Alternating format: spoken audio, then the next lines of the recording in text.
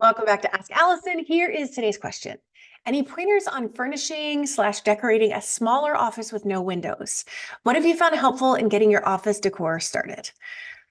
Before I answer, I would like to thank Therapy Notes for sponsoring Ask Allison. They are the #1 rated electronic health record system available today. With live telephone support 7 days a week, it's clear why Therapy Notes is rated 4.9 out of 5 stars on Trustpilot and has a 5-star rating on Google.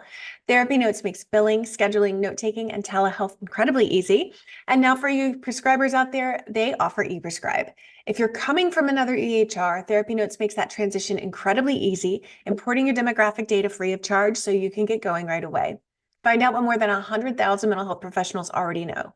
Use promo code ABUNDANT at therapynotes.com for 2 free months. Yes, I have had one of these windows one of these offices that's very small with no windows. I have been there. I learned a ton from my friend and decorator, Hillary Holmes at Hilly Tree Designs. And she has done my offices. She's done a few rooms in my house, my old house and my new house. She always has me pick words for how I want the space to feel. And as therapists, that's kind of our wheelhouse. So maybe you want your space to feel cozy and warm and welcoming.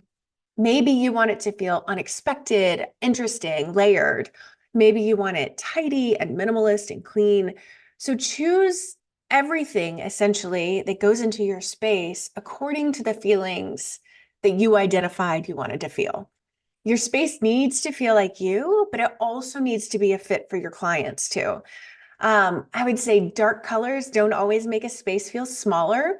Don't feel like you have to do like an all white and beige palette to make the space feel lighter and bigger. I'm also a huge fan of lamps instead of overhead lighting, and a smaller office is ideal for that. This one is so big, there's no chance with just lamps.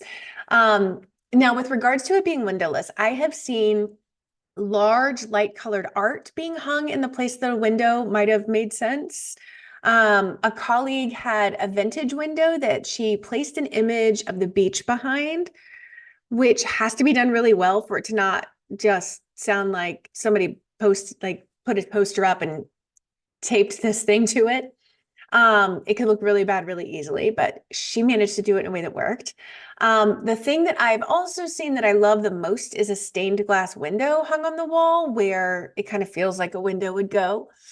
I love, love, love decorating, and I really believe that it can be a part of our branding. It can also set the stage for professionalism.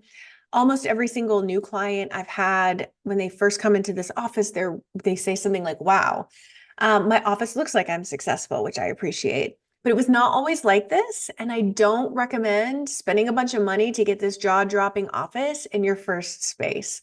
Good enough is good enough until you can afford it without stress or debt.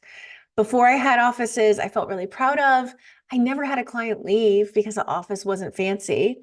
It's not necessary to have a really nice office for you to do great work. Today's free worksheet is you can have what you want. You found an office that you want. Now get clear on all the other things that you want so that you don't end up miserable in your practice. If you need help clarifying other parts of what you want for your practice, we walk you through how to decide what you want and then how to get what you want in the Abundance Party.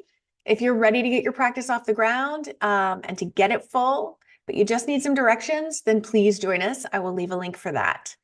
I hope you have a really great day, and I hope you have a good time decorating your office. I hope it is fun and smooth.